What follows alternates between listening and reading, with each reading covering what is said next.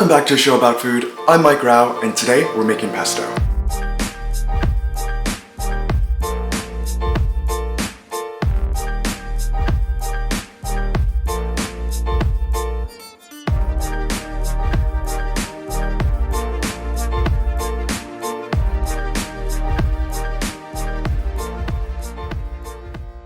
The world is still trying to deal with the COVID-19 crisis, and I'm trying to do my part by avoiding the marketplaces. So instead, today we're gonna dig into my garden and check out my pantry to see if we can make delicious things without going into the stores.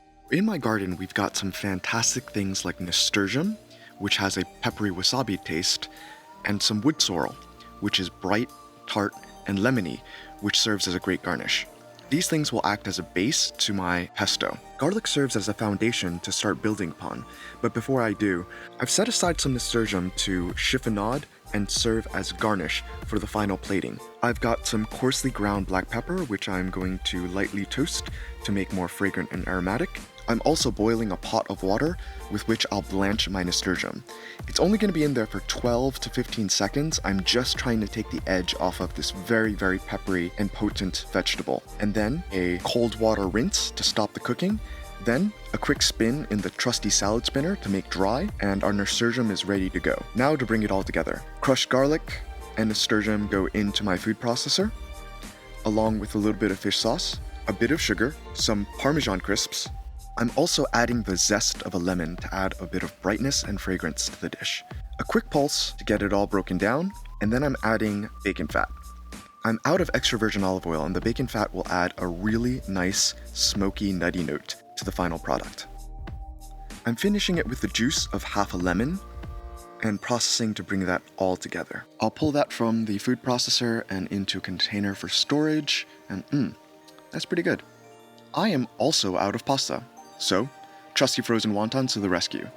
I know what you're thinking, but these guys are super versatile, so go out to your Chinese restaurants and support them during this crazy time and buy a pack of frozen wontons. Wontons done, time to plate.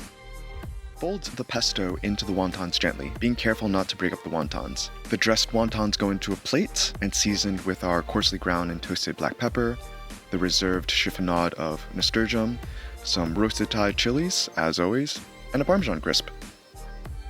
Don't have frozen wontons? Jasmine rice to the rescue. I'm gonna take some of that very same pesto and fold it into the rice, being careful not to mush it up. Use what you have. If you've got pasta, don't be shy about using it. I don't, so rice it is.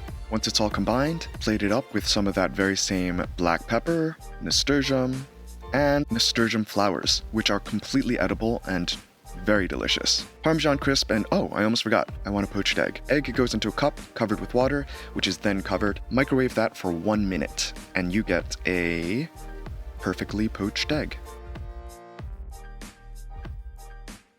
That's pretty much it for this episode.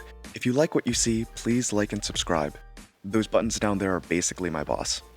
So until next time, stay safe and God bless.